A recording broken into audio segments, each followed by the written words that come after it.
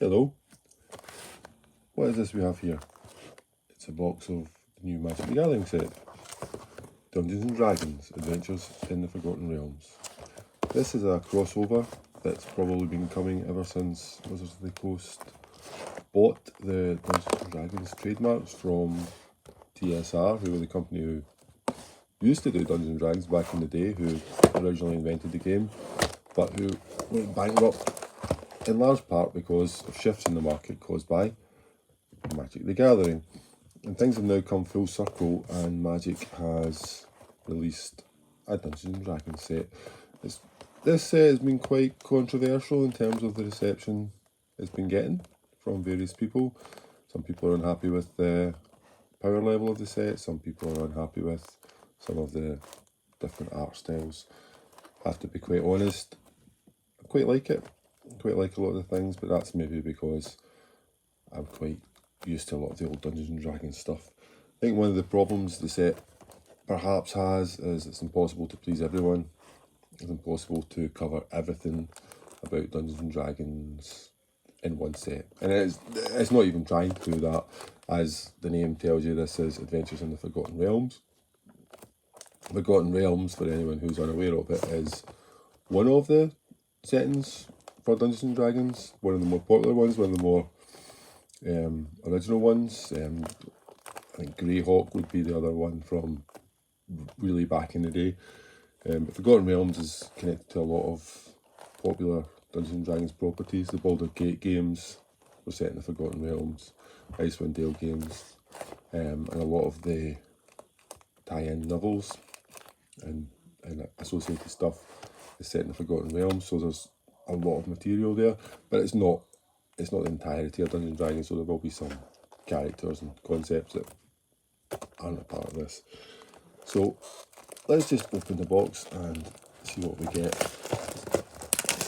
As I say, a lot of people are quite unhappy about the power level of the set compared to previous standard sets, but I think the cards can perhaps stand on their own merits. Things seem to be quite jiggled up here. They've been moved about in transit. This is a set booster box, incidentally. For anyone who's not been keeping up on new developments in the types of boosters that Wizards of the Coast have been putting out there, these are slightly different from the draft boosters that they traditionally made. They have 12 cards rather than 15, and there are some differences in terms of the types of cards that you can get. We'll go through that as we go through the cards. Let's look at the first pack.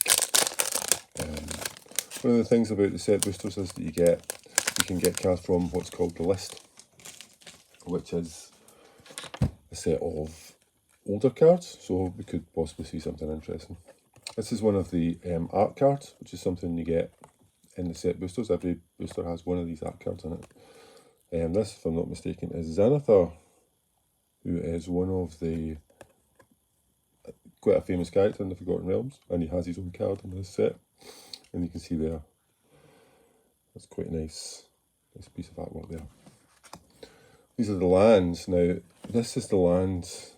The difference with the lands in the Forgotten Realms set is they have this flavour text on them, which is something that basic lands have never really had. I'm not a big fan of that, to be honest. I'm not really a great fan of these lands, but I suppose if you like that, it's something new. And this is the showcase style. Now, this is something that's been quite controversial. Some people don't like it. I'll be honest, I do quite like it, and I think that's perhaps because, I played a bit of Dungeons and Dragons back in the day, and the old monster manuals, the old rule books, kind of appeals to me, and I'll talk about that maybe in more detail when we see some of these. But you get one of these in set booster, you get one that's either going to be like this, an uncommon or common in this style, or in the you have a different style which looks like the fronts of the old modules. This is Tresselara Moondancer, who is the signpost uncommon for the white-green life green deck in the draft format. You can see here that they have this black and white line art style, which again, I have to say I quite like. So we'll keep these separate and we'll see how many of these, well, we'll get one per pack, but you can sometimes get extra ones from the rares or mythic rares, but we'll keep these separate. And I'll go through. So I'll just go through. I'll go through in more detail the first few packs, and then we'll take things a bit more quickly. Leather armor, dwarf old champion. So there are quite a few like the traditional Dungeons and Dragons style dwarf warriors, elf clerics, that sort of thing. +2 mace. That's quite an interesting name there. Obviously, a reference to the magic weapons in the game, which are like +1, +2, +3, +4. And here we have another thing, which is one of the main themes of the set. Whenever Lightfoot rogue attacks, roll a dice 20. So you roll a 20-sided dice, and depending on the result, you get a different effect. So in this particular case, this particular card, it's a 2/1 for 2 mana. And when he attacks, if you roll 1 to 9, he gets Death Touch until end of turn. 10 to 19, it gets +1/+0 and gets Death Touch until end of turn. But if you roll a natural 20, +3/+0 and gains First Strike and Death Touch until end of turn, which obviously that's much better. So you have this randomness, but there's a floor on it. You're guaranteed that he's going to get Death Touch, so you know you're going to be attacking with a Death Toucher. But you might have these additional effects, and you don't know what that's going to be until you attack. So again, some people like that, a bit more interesting. Some people don't like it. This is one of the things I'm perhaps less keen on in the set, but it is certainly a theme. I think there's a bit of tension there between having an adaptation of the setting of the Forgotten Realms and an adaptation of the game Dungeons and Dragons. And this is certainly more an adaptation of the game Dungeons and Dragons, rolling dice and having different effects. And it certainly brings some of the flavour of that to Magic. But again, it's something a bit different, and some people don't like it. So these cards, there's our first rare, which is the Blackstaff of Waterdeep. This is not particularly useful, I wouldn't have said, but obviously it's a reference to something from the Forgotten Realms setting. We have a foil, which is Air Cult Elemental, so quite nice. Someone that I'd seen a video that mentioned that the foils feel quite thick, and probably go along with that. It does feel quite thick compared to the other cards. And here's Victimize, which is a card from the list. Now, as I mentioned, you have, I think, a 1 in 4 chance of getting a card from the list in these set booster packs, and this one's an uncommon. It's something that's not from this set. It could be from any set in Magic history, more or less. It's just something a bit more interesting. So Victimize is a reanimation spell. So we'll keep that over there. As I say, we'll go through them a bit more quickly once we've seen some of the more interesting things. Oh, here we have, as a bit of a spoiler, it's going to be a dungeon at the back, not a list card. So this is, I believe, Power Word Kill. This is the artwork for Power Word Kill. It's quite a nice piece of artwork there.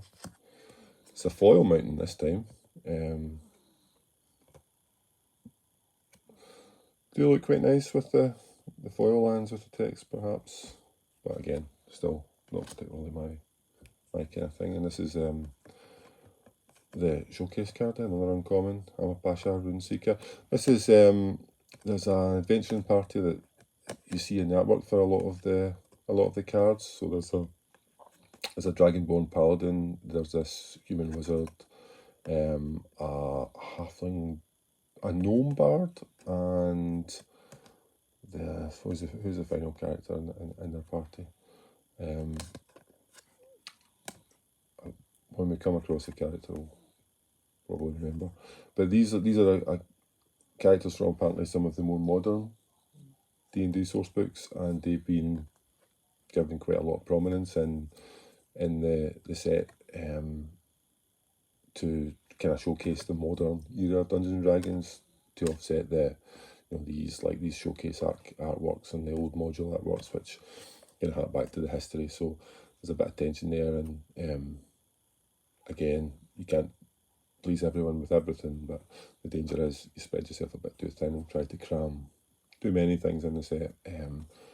But that's just a bit of background for that. So the Hellgiant Hairgorger. These packs what you tend to get is the commons and uncommons tend to be on a theme. So in this particular one, the themes obviously, so we've got green, white, life gain theme. So we have the Hellgiant Hairgorger, gains your life when he comes in. We've got the Owlbear, the cleric class, which this is another thing, which is a new type of card, which is the class cards, and these are quite interesting. Again, it's something more to adapt the game Dungeons and Dragons into the Magic universe rather than the setting of the Forgotten Realms. But these are kind of, I would say they're like a cross between the level up mechanic, if that's familiar to you, and sagas, where it's an enchantment that comes into play, and you get the first part of it straight away, and then if you pay the additional costs, you can move on to the other ones. But you get, if it's an ongoing effect, you can have all of them. So for this one, for example, once it comes into play, if you regain life, you gain that much life plus 1, and that's as long as this is in play, you'll have that effect. If you pay the additional cost for the second level, whenever you gain life, you can put a +1/+1 counter on a target creature you control. And again, that's a continuing effect, so these two effects will be in play.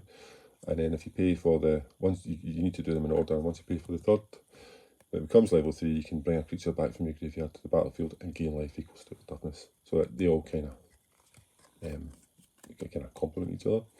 But again, this is some of these are quite powerful, and seems to be one of the better received mechanics in the set. Another Tressalara, which is the normal one, so I'll give her a chance to show the difference there between the normal frame and the showcase frame, so you can see which one you might prefer. Go through these, and in the rear is the Werewolf Pack Leader. This is again one of the more powerful cards in the set. It's a 2-mana 3/3. It has Pack Tactics, which is another kind of theme in the set. So whenever he attacks, if you attack with creatures with power 6 or greater, you can draw a card. Again, pretty good. And he also has an ability that if you can pay 4 mana until end of turn, he becomes a 5/3, gains trample, and he's not human anymore. So quite an interesting card, and possibly one that might have some synergies with the new Innistrad sets, which are coming later in the year. So that's a second one. The foil here is you happen upon a glade. Again, it does feel quite thick. And we have Dungeons of the Mad Mage on one side and a Goblin token on the other, which is quite nice that they have the token on the other side. But the Dungeons is again one of the new features of the set. Some cards have the text, when something happens you will venture into the dungeon. There are 3 dungeons in the set, and when that happens you then either go into the first room or you move into the next room. So if you had this dungeon, for example, Dungeon of the Mad Mage, you play a card that says venture into the dungeon, you gain 1 life. The next time you play a card that says venture into the dungeon, you move on, you scry 2. And then the next time you play one, you can choose either of these 2 rooms. So you can either create a treasure token or target creature can't attack until your next turn. And so you move on down until the bottom when you get the Mad Wizard's Lair, which is quite a powerful effect. You draw 3 cards and reveal them, and you can play one without paying its mana cost. But this is quite a long dungeon, and there are only 3. This is the longest one, and it's quite an interesting mechanic. Works quite well in the limited, but it's maybe not quite powerful enough for constructed, but we'll see. So we'll put that over there. Well, maybe we'll need to pack's a wee bit more quickly now. Got a kind of idea. So this is the art card, which is Zorn. Oh, and this is another thing which is quite interesting. For certain of these art cards, they have put on the back side the Dungeons and Dragons statistics for Dungeons and Dragons game. So you could use this as a quick reference if you're playing Dungeons and Dragons. And that's another nice little touch. So quite an interesting thing there. The lands and our showcase. This time is the Goblin Javelineer. Show you that. Commons and uncommons. Anything particularly interesting there. Our rare is the Orb of Dragonkind. Interesting. We have the Half-Elf Monk as our foil, and we have a list card here, which is a Bloody Ghost. That's Eventide. Shadowmoor Eventides. One of those sets. Quite interesting. Quite a deep cut there from Magic's history. So list cards can be quite interesting. There are some quite powerful rares and mythics that we could potentially get from there. This is Ariel, Duke of Avernus, the alternate art, I believe. So a mythic rare planeswalker from the set. This is the land. Showcases Celestial Unicorn.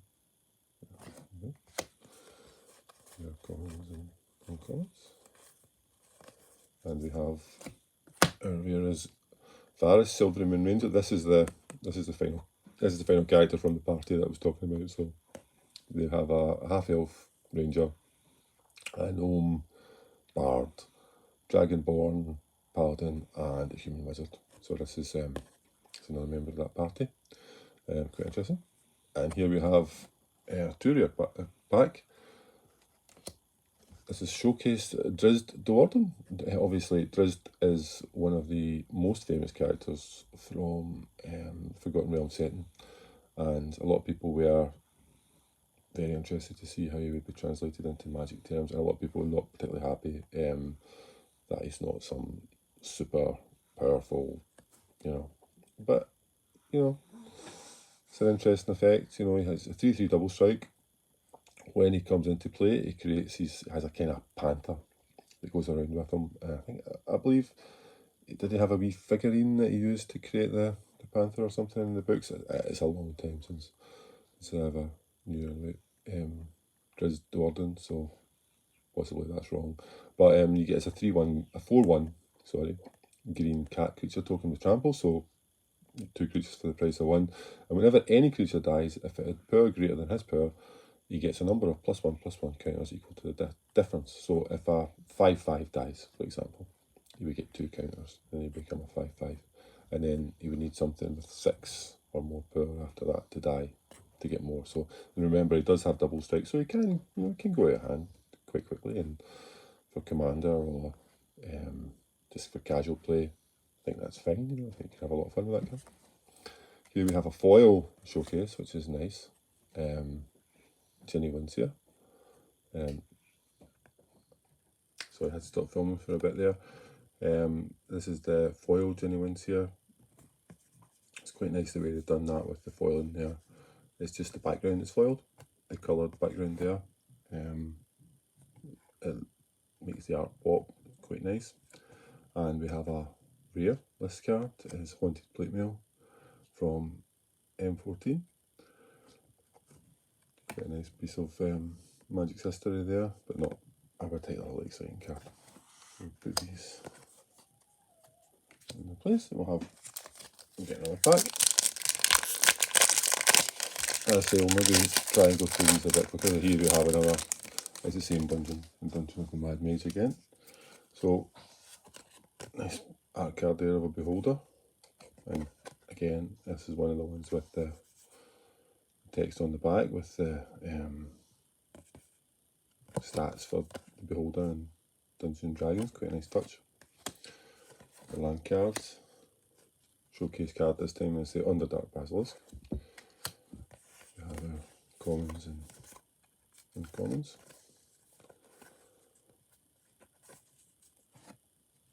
Our rare is Minion of the Mighty, which is a kobold. It's quite nice to see kobolds back in Magic again. 0/1, 1 mana, 0/1 menace, but when he attacks, if you attack with creatures with total power 6 or more, you can put a dragon from your hand onto the battlefield, tapped and attacking. That's quite nice. We have a foil Shambling Ghast, and our dungeon has a goblin token in the back.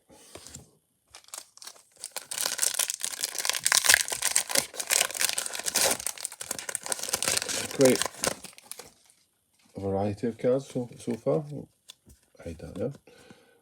We have an art card, and this is another showcase. This is the Owlbear. It's quite a nice card, especially limited, 5 mana, 4/4 trample, and draws a card when it enters the battlefield. Have our uncommons. And here we have our mythic, our first mythic that we have had so far. And it is the Grandmasters of Flowers, which is Bahamut, the legendary dragon, although this is in his human form. And if you manage to get him up to 7 loyalty counters, it becomes a 7/7 dragon god creature with flying and indestructible. So it's quite a nice pull there. And we have a foil Dungeon Descent in the special treatment. So I have one of these. I don't know why they still put these in there. This could be a token. I don't know if anybody actually plays these games or uses these, but generally I think most people would probably rather just have another token or something they can use. So these are the showcase treatment with the looks like the modules, the old Dungeons and Dragons modules. It's a foil version, and this card is one of the worst in the entire set, I would say. It's a land, taps for colourless mana, enters the battlefield tapped, so it's about as bad as a land could get. And for 4 mana and tapping this, and tapping an untapped legendary creature you control, you can venture into the dungeon, and you can only activate it as a sorcery. So it just seems like they've piled badness upon badness in creating this card. I'm not sure what the intention was, but this isn't something that you would ever really want to play. There are other cards that venture into the dungeon much more efficiently, so you would never really get into a position where you would need to use that. Here's our art card, and we have an Old Hunter. It's quite nice.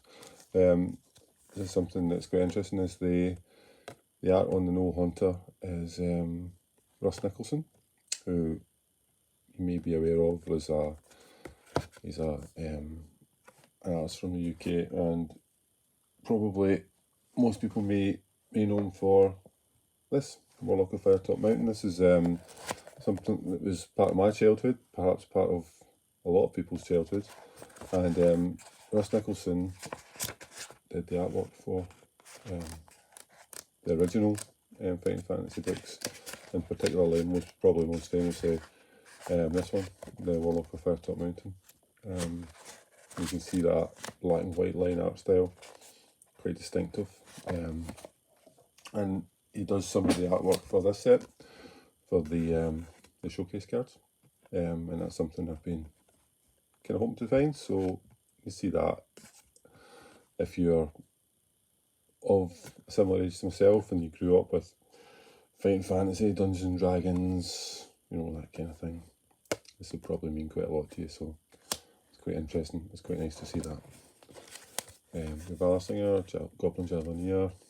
So again, with the themes of the commons and uncommons, this looks quite an aggressive red theme there.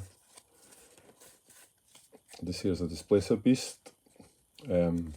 Displacer Beast is quite a iconic Dungeons and Dragons creature, but the treatment they've given it here is quite a strange one. 3 mana, 3/2, and when it enters the battlefield, you venture into the dungeon.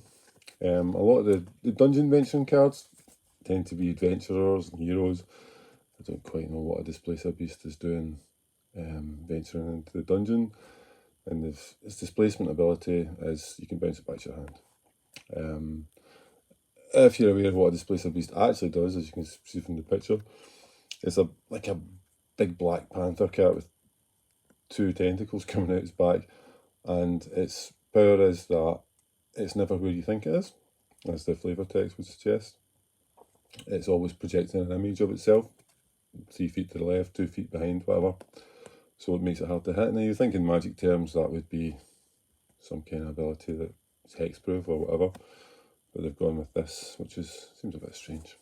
And here's our second mythic is Eliwick Tumblestrum, who's one of the members of the adventuring party that I mentioned earlier, and they've represented her in this set as a Planeswalker card. It's quite interesting, and a lot of her abilities are also to do with venturing into the dungeon, so quite an interesting card. We have a foil Steadfast Paladin, and token is the emblem for Lost Spider Queen, so perhaps we'll get Lost to go with it at some point. I'll try and get through the back a bit quicker. Right, we've seen some of the themes involved. Card again is one with the text on the back. Another repair. One of the uncommons, Cridle of Baldur's Gate, quite an interesting card. Rear here is the Sphere of Annihilation. I'm not too sure about this. It's kind of delayed wrath effect, and doesn't seem to work very well in practice. With a foil Battlecry Goblin. This card's actually quite strong. Obviously the set's been out on Arena for quite a while, and this card seems to have overperformed. It's more powerful than it first seems. You know, 2 mana, 2/2, and it has 2 abilities. For 1 in a red, all goblins you control get +1/+0 and gain haste until end of turn. And whenever it attacks, if you attack with creatures with power 6 or more, you can put another 1/1 goblin into play, tapped and attacking. So there's quite a lot you can do with this card. You know, if you're attacking with a few goblins, you can activate his ability to get your power over 6, create your goblin token, then activate it again, and obviously your token will get the boost as well. You can do quite a lot of damage, and it's quite a nice card. We have a wolf token this time, so it's quite interesting. So you can let me know what you think, if this is a set that you're interested in, or if you've been impressed with it, or if it's something you've been waiting for. Here we have Mind Flayer, one of the most iconic Dungeons and Dragons monsters. Quite nice art there. The Mind Flayer, I believe, has a showcase version as well. And here's another dungeon. This is Evolving Wilds. It's quite interesting because obviously Evolving Wilds is a card that's quite widely played. It's quite a useful card, so it's nice to have this alternate art. It's quite interesting.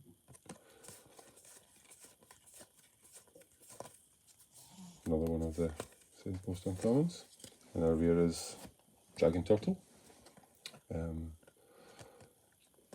3 mana for a 3/5 flash, and when he comes in, you tap up to 1 target creature an opponent controls, and both that creature and the Dragon Turtle don't untap during the opponent's next untap step. Interesting card. Foil Hoarding Ogre. And we have a Rune Stalactite. This Lorwyn or Morningtide, something along those lines. Quite interesting. That's the second list card we've got from around that kind of vintage. Here's our art card, Den of the Bugbear. And we have a Showcase Manticore. Very nice. And our rear is Bard class. Now, this is one of the more interesting class cards, I would say. Once you get to the second level, any legendary spell you cast costs one green, one red less. So reducing coloured mana costs, quite a rare ability, so this is something that I'm sure someone will find some use for at some point. A foil Bar of the Gate and a spider token.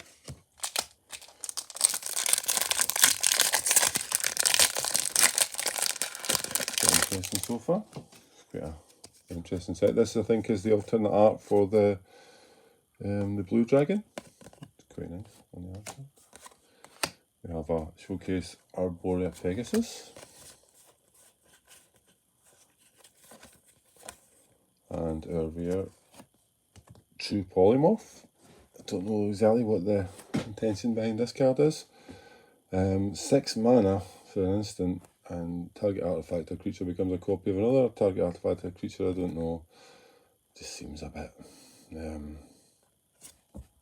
6 mana. Not too impressed. We have a showcase foil Displacer Beast. That is nice. Quite like that. That's nice. And our token is the Atropal, which is the legendary creature which you get if you complete the Tomb of Annihilation adventure. So the Atropal is actually on the back of the Tomb of Annihilation adventure, which is quite nice touch, quite interesting. So if you're doing that dungeon, you'll have your token handy. It's a goblin, and this is, I think, is the art from the Swarming Goblins card, and it has the Dungeons and Dragons statistics for Goblin on the back. No Hunter. And our rare is Gelatinous Cube. It's another all-time classic Dungeons and Dragons monster. It's quite an interesting effect, somewhat similar to something like the Ravenous Chupacabra. It's a similar mana cost. It's a creature, exiles one of your opponent's creatures when it enters the battlefield, and that creature is exiled as long as the Gelatinous Cube is on the battlefield, but it can actually dissolve the creature by paying its mana cost +1 black, and after that, even if they kill your cube, they don't get their thing back. So quite an interesting card. We have a foil Brazen Dwarf. He's part of the dice rolling subtheme. And a zombie token. An interesting looking zombie. A Dungeons and Dragons zombie. There are some cards that reference zombies in the set. So we have an owl bear, that card. Again, this is one with the statistics on the back, quite interesting. Swamp, and here's the Temple of the Dragon Queen. I believe this is quite a reasonably sought after card in the foil variant especially. This is a nice one, as Tiamat on the front. Tiamat is actually part of this set. And the interesting thing about Temple of the Dragon Queen is it's basically a land that you can choose what colour it produces, but it'll enter tapped unless you can reveal a dragon from your hand. Or I believe you can choose a dragon you control as well. Yeah, so it's actually, in draft, I think this tends to be undervalued a bit. People see the bits about dragons and think maybe you need dragons to use it, but it's just basically an Evolving Wilds. If, it's a land that you can decide what colour you want and it'll come in tapped, but it has a slight upside that if you have a dragon, or a dragon in your hand, or you control a dragon, come into play untapped. So it's quite a nice one. Quite like that. Rust Monster, another classic D&D monster there. 3 mana for a 2/1 first strike. You can sacrifice an artifact, it gets +2/+0. To me, the Rust Monster should destroy equipment, shouldn't it? Come on, it should destroy equipment. Anything blocking or blocked by this, anything that takes damage from this, it should destroy the equipment attached to it, surely. It would have hurt to put that on it. A little bit disappointing. Portable Hole, Celestial Unicorn, return, and our rare Circle of Dreams Druid. This is a card that some people think could be powerful, but it's just the mana cost that's really doing it in there. People are comparing it to Gaia's Cradle, but you know, it costs 3 mana to put in, and it's summoning sick, obviously, so I don't think it's really in the same power bracket, but it's something that if you're playing Commander or, you know, you have an Elves deck, so you probably find a use for it. And here we have a foil Iron Golem. Iron Golem is kind of a Juggernaut variant, I suppose. It's basically 4 mana for 5/3. Attacks you every turn if able, but this one also has Vigilance and it has to block every turn if able as well. So, a bit different. And our token's a Fairy Dragon. That's quite a nice token there. Quite cute. Yeah, quite cute wee dragon there. Like that. So, 2 or 3 packs now. A couple of mythics. Quite interesting. And that's the Underdark Basilisk, is it? Yeah, Basilisk. There you go. It has the D&D statistics on the back. Foil element. Oh, look at it. That's nice. I like that. I like the Showcase Beholder. That's the Baleful Beholder. It's nice to have creatures like the Beholder, the Mind Flayer, the Rust Monster, you know, the Zorn. It's nice to have these creatures in Magic, just for the fact of having a Beholder. And this one particularly, you know, the artwork, I'm a big fan of that. Because one of the uncommon dragons, there's a set of 5 uncommon dragons, a green dragon. It's quite interesting because obviously dragons is usually red, but there is a set of 5 mythic dragons as well in all 5 colours. This is Oswald Fiddlebender. This is the Showcase variant. Has the ability that you can sacrifice an artifact and you can tutor up an artifact with 1 more than that. So something that for Commander play, you know, you could do something with this, I'm sure. Thieves' Tools, and here we have our list card, which is Invisibility. Invisibility being from Alpha originally, isn't it? This is one of the originals, but obviously not that artwork or frame, but a card from very early in Magic's history. Here we have our art card, Magic Missile, a classic D&D spell. If we come across the card, we can have a read, talk about that. Here's Iron Golem. In the Showcase variant, it's quite nice. And here's Asmodeus, the Archfiend. Now this is an interesting card. This is, a lot of people are saying, basically a fixed Griselbrand. So aspects of Griselbrand, aspects of Necropotence. 6 mana for a 6/6, so he's a devil god.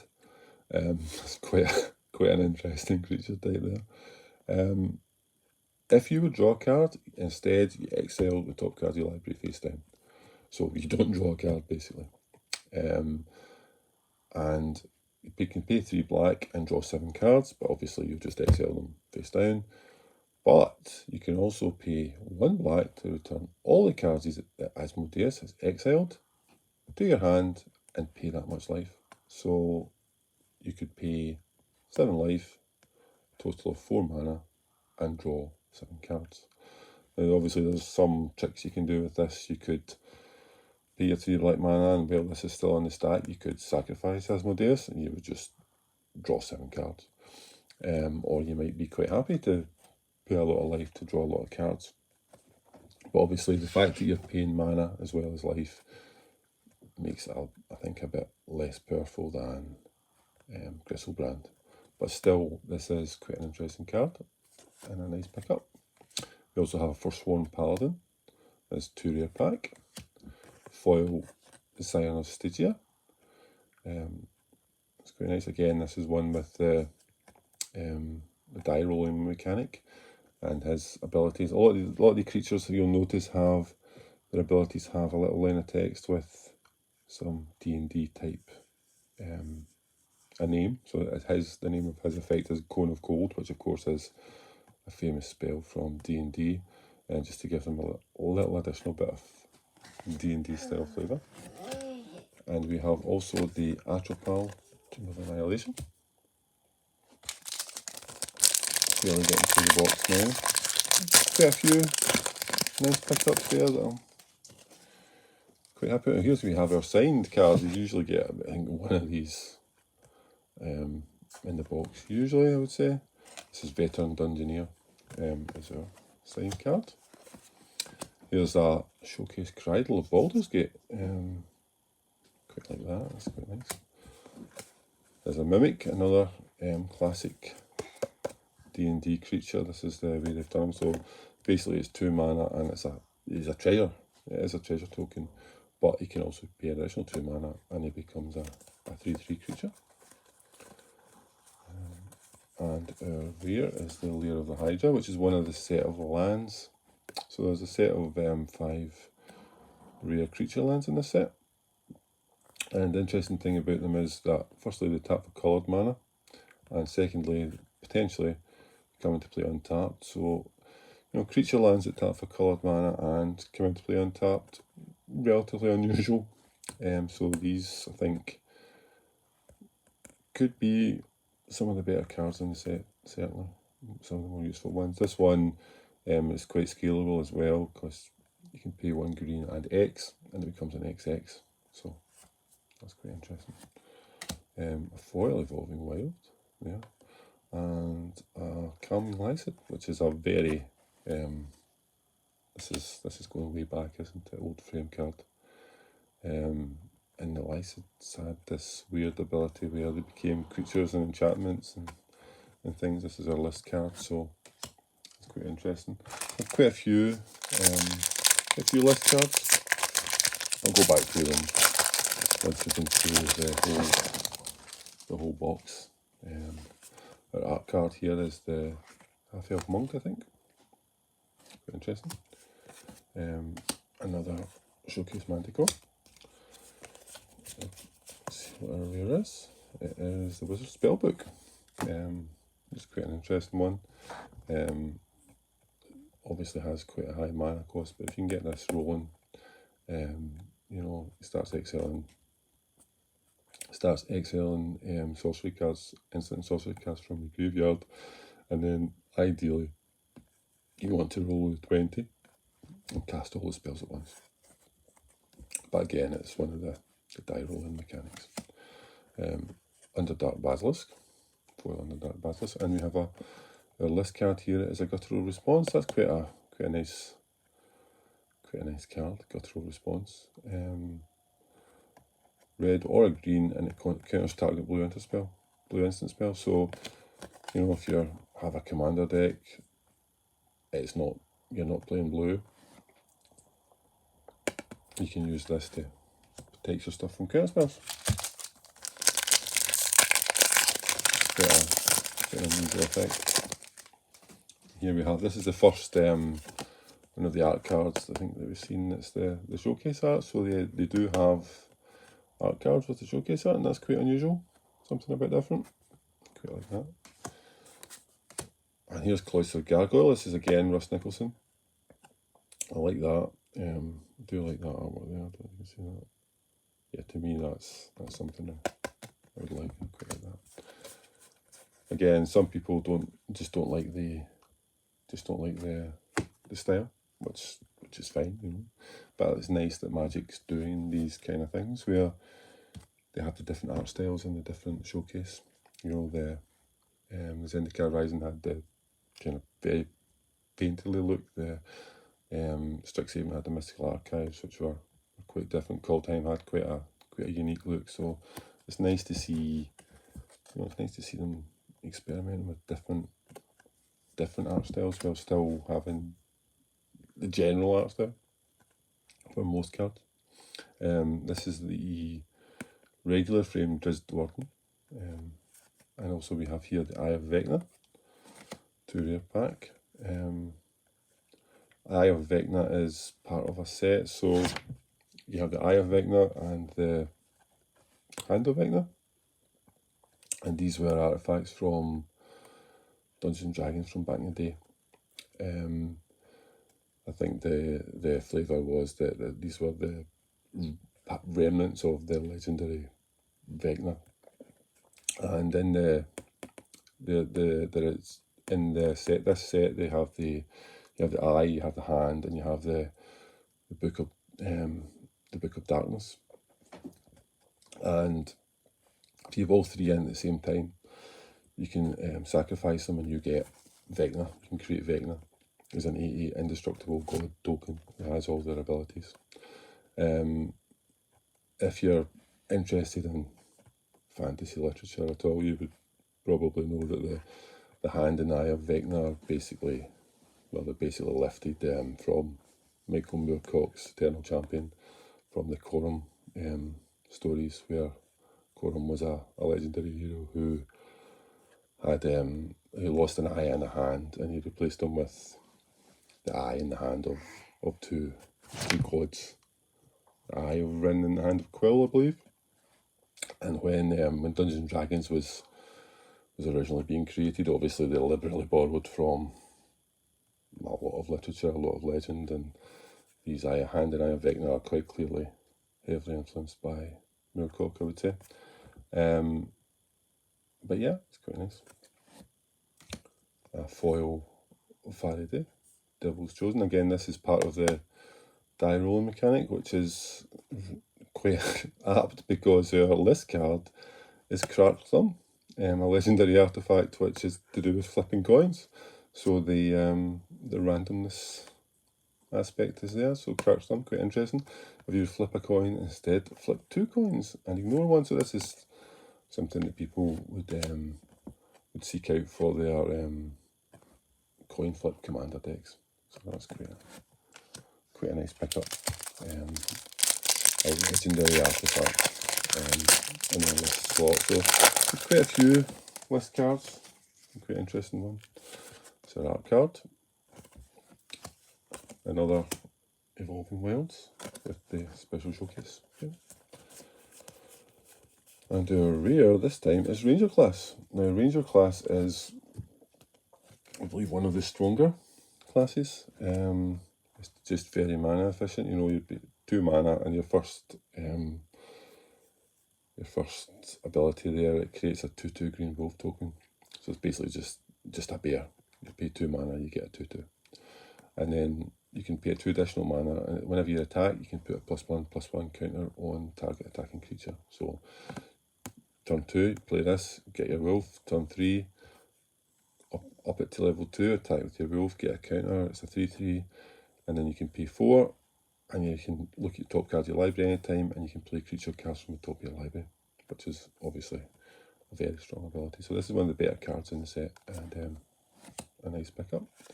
We have here we have the Realm Shield Frost Giant. I just like these arts. I know some people don't like them, but yeah, they appeal to me. And here's Eliwick's emblem, which we have Eliwick, I believe, so it's nice to have that to go with it. Let's see what else we can find. Our art card, I believe this is a land. I believe this is the art from one of the lands. And our land, we have a showcase Underdark Basilisk. Our commons and uncommons. And our rare is Zalto, Fire Giant Duke. Now Zalto is 5 mana for a 7/3 trample. Anytime he's dealt damage, we venture into the dungeon. So again, a lot of the rares and some of the, a lot of the cards are quite tied into this dungeon mechanic, this venture into the dungeon. And if you really want to build a deck around it, you need a kind of critical mass of them. So I think this is one of the complaints people have about the set, is that, if you're not going to be doing that, if you're not going to be venturing into the dungeon, how useful are these cards going to be? So it'll be interesting to see though, because it could easily be something they could visit again in another Dungeons and Dragons set, and so these cards could become more powerful. For example, if they print new dungeons with different abilities that could easily up the power of these cards. So it's something that's worth bearing in mind. We have foil, and here, foil Goblin Javelin here, and here, as I was saying, here is Vecna himself. So 8/8 legendary creature, zombie god, indestructible.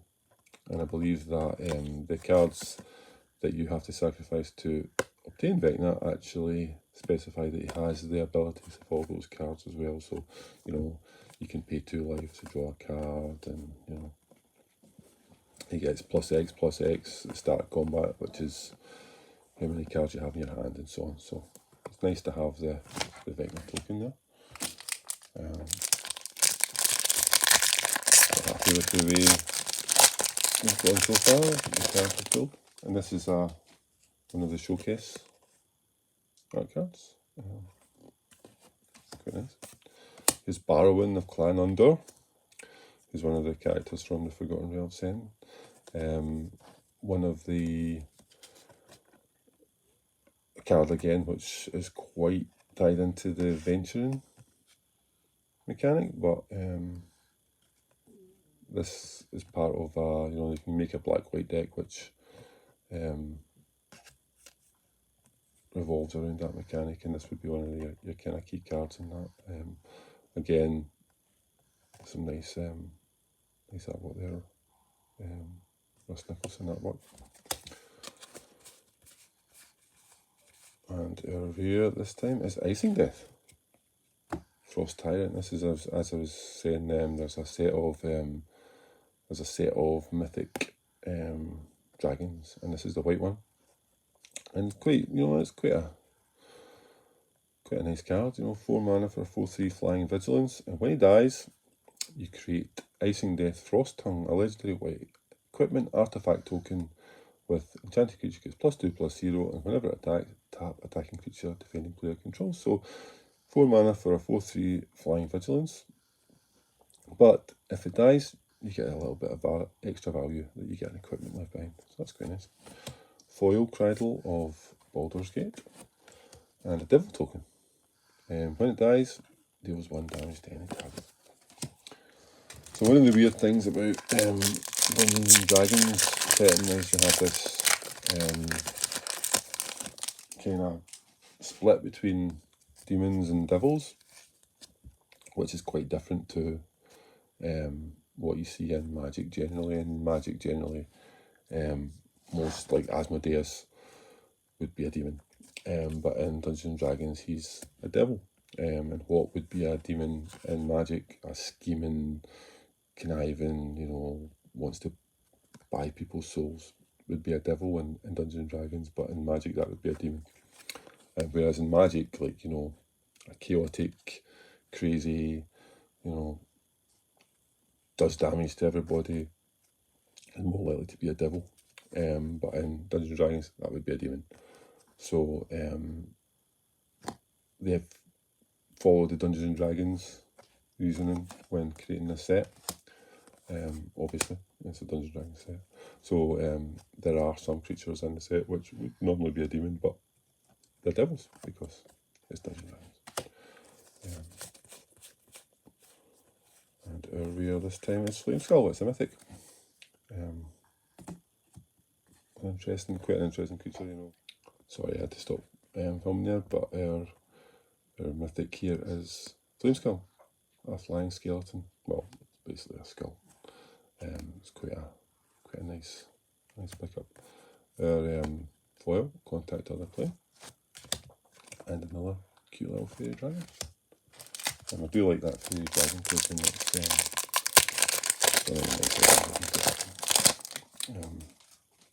art card. And here's another Russ Nicholson art.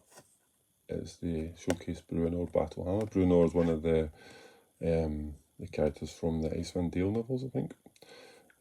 Quite a famous character in Forgotten Realms lore, and I really like that artwork. I think that's something a bit different, and kind of appeals to me.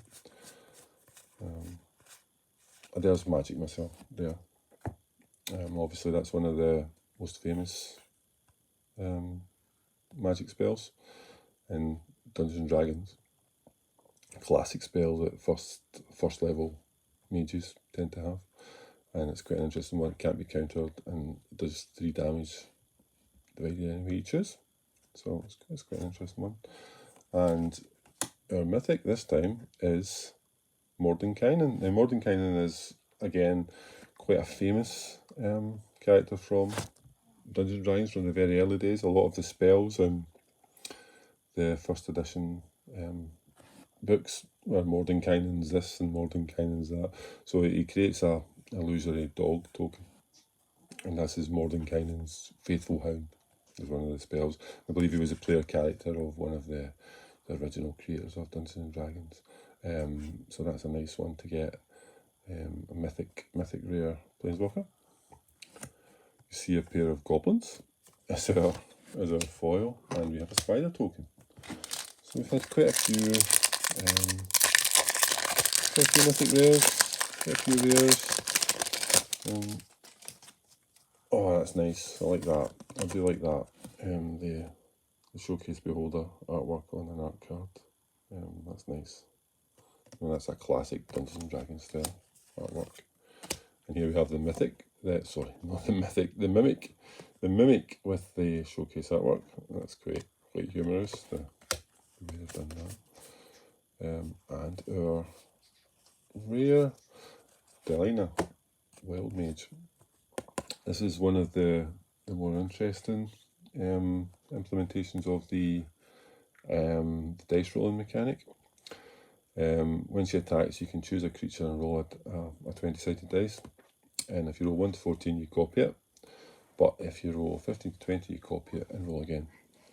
So then there's a creature in the set, the Pixie Guide, that allows you, when you roll a dice, instead you roll 2 and keep the higher one. So if you have, if you use Delina to copy the Pixie Guide, if you start rolling high, you start rolling more, because obviously you create more Pixie Guides. You start rolling 2 dice, 3 dice, 4 dice. Eventually it becomes pretty much guaranteed that you'll get an infinite number. So it's a kind of splinter twin combo for standard, but obviously it's not determinative. You can fluff, basically. You can roll low and it doesn't work at all. So it's quite an interesting one. A lot of people are trying to work around these cards and build something around that. I have a foil Yuan-Ti Fangblade, which again is part of the Venture into the Dungeon mechanic. And we have a skeleton, which is part of the Lowest Mine of Phandelver dungeon on the back. I think that's the dungeon we didn't have. I don't think we had that before, so that means we've had all 3 dungeons, which is nice. There's our art card for this pack. Again, Underdark Battles seem to have had this showcase probably the most, I would say. And here's Grazilax, Illithid Scholar. Is a Mind Flayer, basically. And like this is one that I was quite hoping to get, because I quite like the Mind Flayers.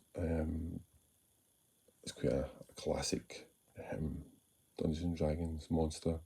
It's a legendary creature horror, and whenever a creature you control becomes blocked, you can return it to its owner's hand.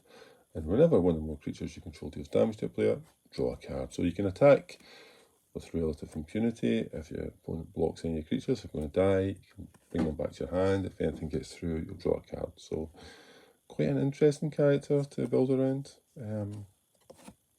It's a nice card. One that I am glad to have pulled. Starting to get to the end.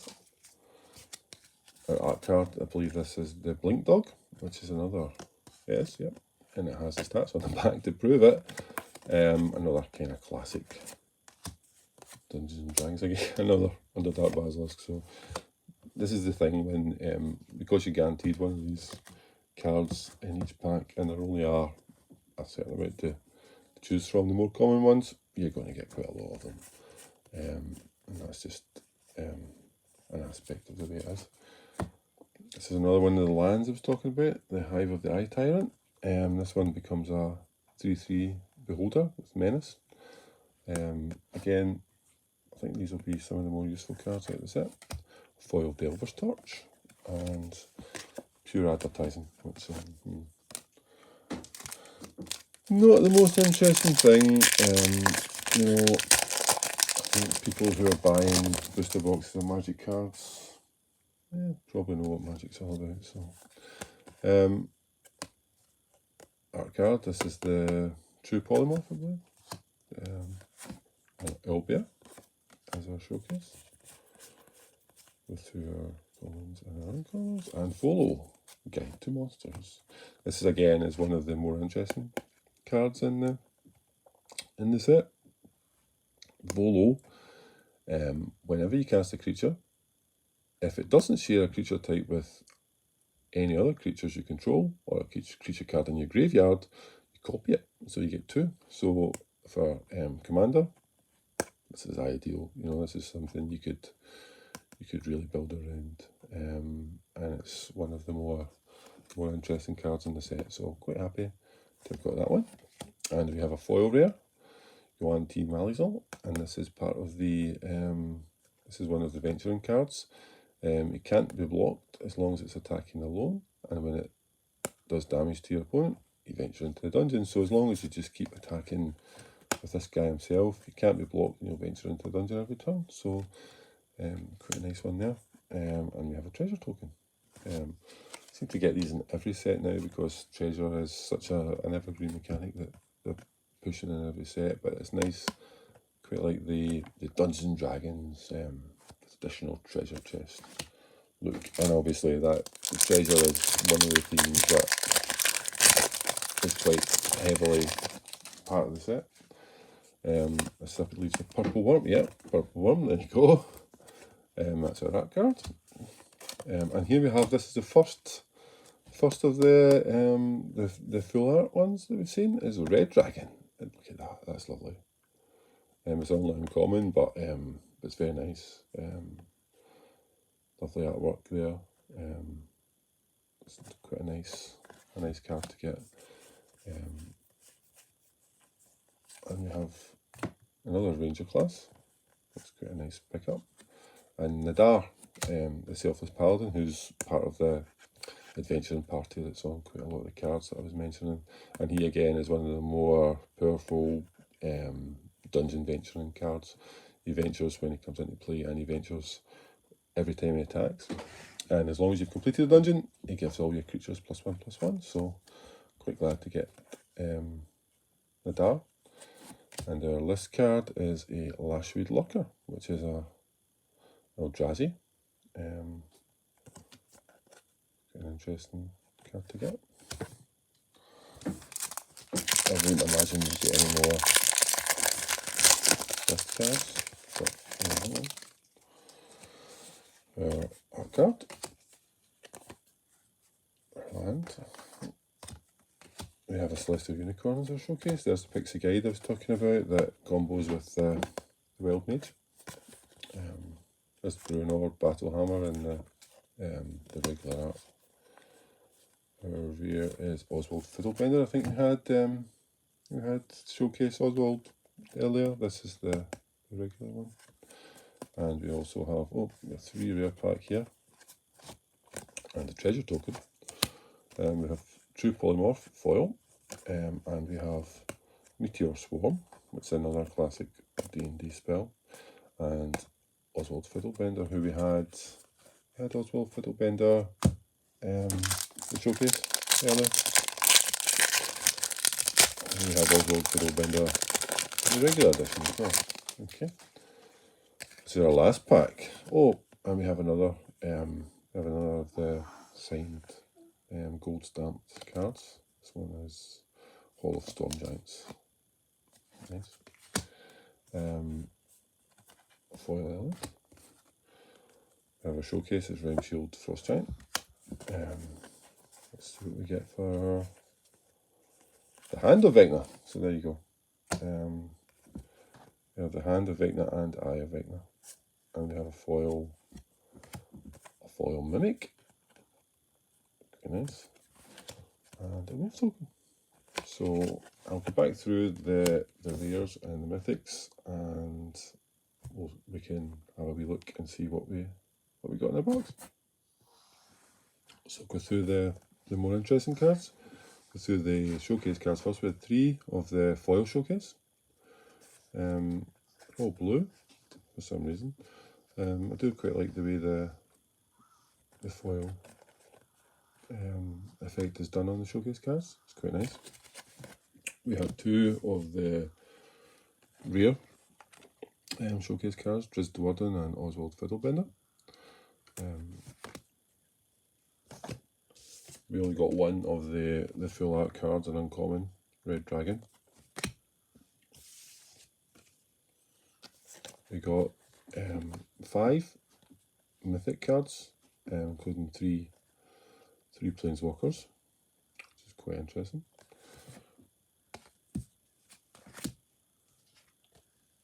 We got 3 foil rares, including the showcase foil Dungeon Descent.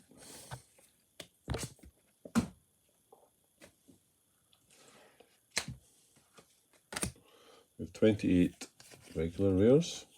We'll just go through them. We have Madar, Selfless Paladin, Oswald Fiddlebender, Black Staff of Waterdeep, Dragon Turtle, True Polymorph, Wizard Spellbook, Crasilax, Sphere of Annihilation, the Gelatinous Cube, Forsworn Paladin, Asmodeus the Archfiend, Minion of the Mighty, Zalto, Orb of Dragonkind, Delina, Meteor Swarm, Werewolf Pack Leader, Varys, Circle of Dreams Druid, 2 Rangers class, Eye of Vecna and the Hand of Vecna, Volo, Bard class, Drizzt Do'Urden, Lair of the Hydra, and the Hive of the Eye Tyrant.